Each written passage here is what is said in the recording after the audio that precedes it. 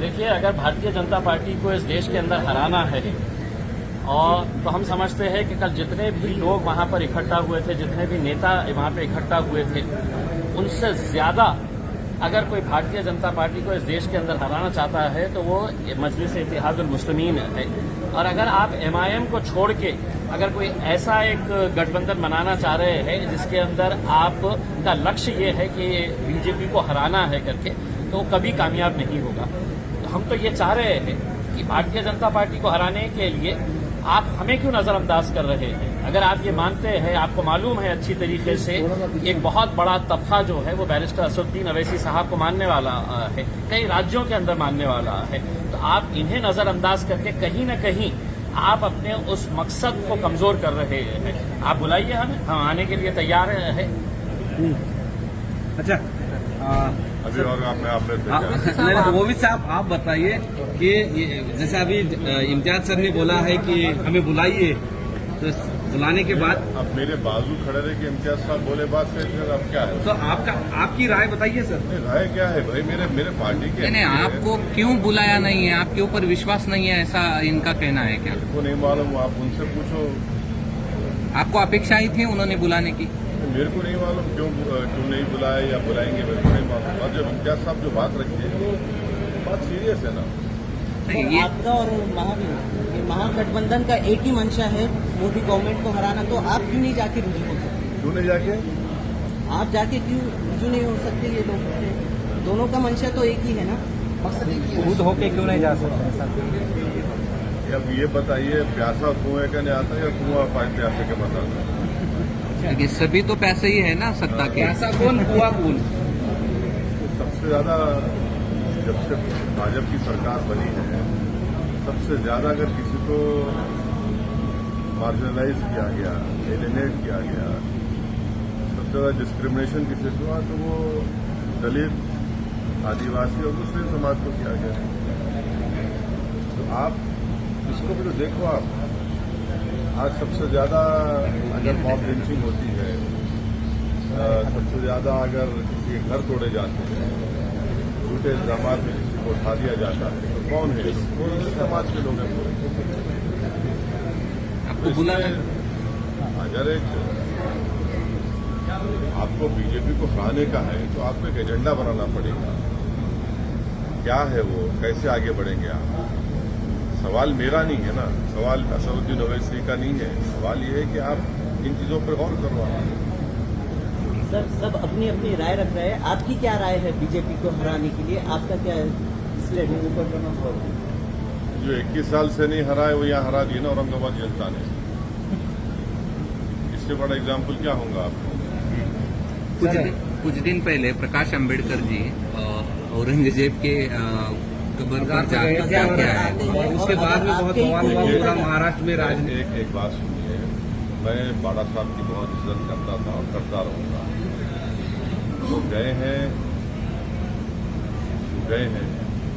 अब उसका और सब्सटेंशिएशन बाड़ा साहब खुद कर सकते हैं।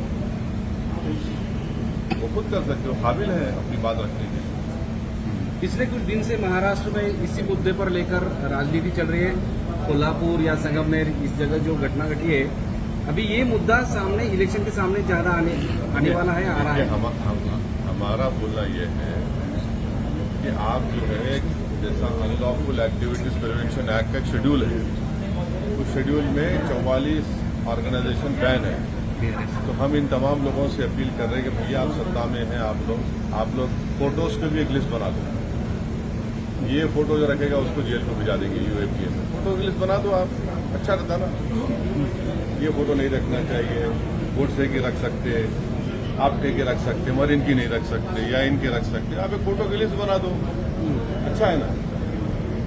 लिस्ट बना दो, उसको बोलो जो एक फोटो रखेगा उसको हम यूएपीए में डाल देंगे। क्या बोल सकते? कुछ प्लान है ऐसा लग रहा है क्या? ये सब चल रहा है तो इलेक्शन के सामने हमारा मानना ये है कि ये सब तमाम चीजें जो हो रही है, हम महाराष्ट्र की पुलिस डिपार्टमेंट से और महाराष्ट्र की ब्यूरोक्रेसी से अपील कर रहे हैं कि आप महाराष्ट्र में लॉ एंड ऑर्डर स्थिति को बिगड़ने से बचाइए। पॉलिटिकल पार्टी सत्ता में आएंगे चले जाएंगे, मगर लॉ एंड ऑर्डर बरकरार रहना चाहिए। जो डेलिब्रेट तरीके से इस तरह से हरकतें की जा रही हैं वो ठीक नहीं है महाराष्ट्र के लिए। अगर तुम्हारे मित्र केसीआर बीआरएस में आने के लिए महाराष्ट्र में बीजेपी और कुछ बड़े नेताओं को ऑफर कर रहे हैं, अभी नाम आया है कि पंकजा मुंडे जो बीजेपी सीनियर लीडर है उनको भी आइए, हम आपको मुख्यमंत्री का उम्मीदवार बनाएंगे, ऐसे ऑफर है। पंकजा मुंडे को तो 2 साल पहले इम्तियाज साहब बोले थे, 2 साल पहले बोले थे उनको, वो समझ रहे नहीं उन्होंने।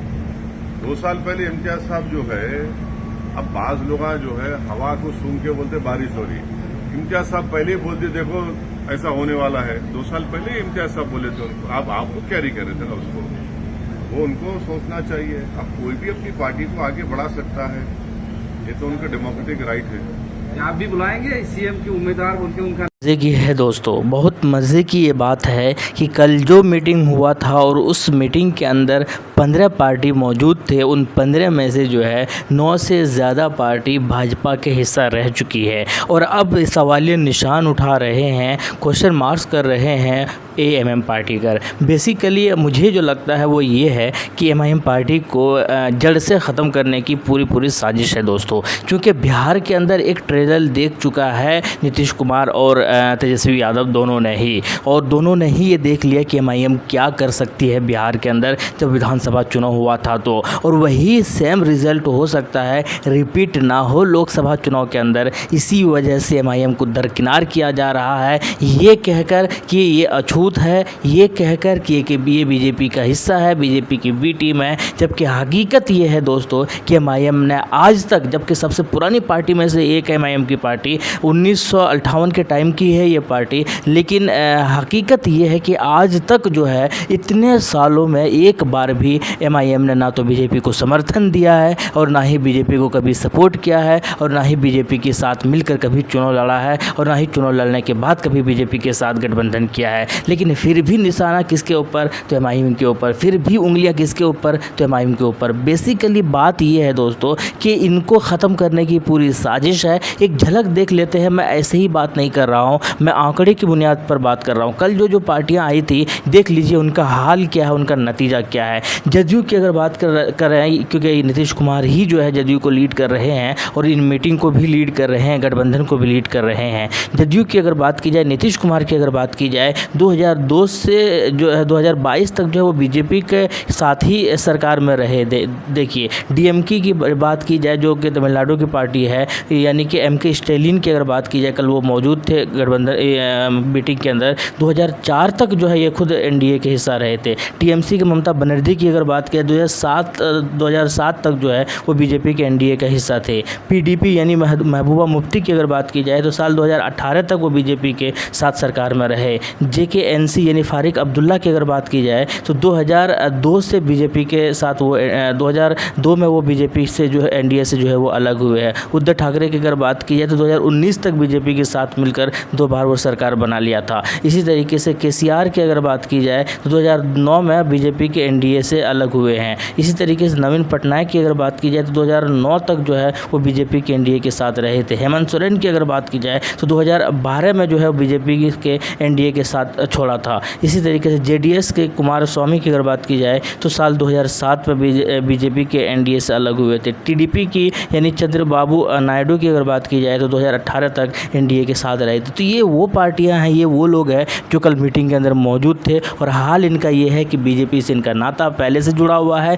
कभी ना कभी बीजेपी के साथ जुड़ा हुआ है। जब आइडियोलॉजी बीजेपी का पसंद नहीं करते हैं आप कभी, तो आप क्यों उनके साथ जुड़े हुए थे, क्यों उनके फेवर में थे कि जब कभी फ़ायदा नज़र आया तो उनके साथ हो गए और जब कभी अपना फ़ायदा देखे तो उनसे अलग हो गए। और आप उन निशाना किन के ऊपर साध रहे हैं? उस पार्टी के ऊपर जो कभी आज तक ना तो बीजेपी को कभी समर्थन किया है, ज़बान से भी नहीं और वैसे भी नहीं, ना ही कभी गठबंधन किया है, और आप उनके ऊपर उंगलियां उठा रहे हैं, उनके ऊपर निशाना साध रहे हैं। हकीकत यही है दोस्तों कि जड़ से ख़त्म करने की एक साजिश है, क्योंकि अगर सब कोई विपक्षी दल एक साथ हो जाते हैं तो 2 ही तरह के लोग मिलेंगे भारत के अंदर जो वोट कर सकेंगे, या तो विपक्षी दल को वोट करेंगे या फिर जो है वो बीजेपी को वोट करेंगे। और भारत के अंदर 2 तरह के ही उस वक्त लोग बचा हुआ होगा, वोटर्स होंगे जिनके पास 2 चॉइसेस होंगे। तो बचेगा एमआईएम एम की पार्टी, तो लोग इनको करेंगे ही नहीं। और अगर कुछ % लोग करेंगे ही तो करेंगे भी तो इनका कोई फ़ायदा होने वाला नहीं है, सरासर नुकसान ही होंगे।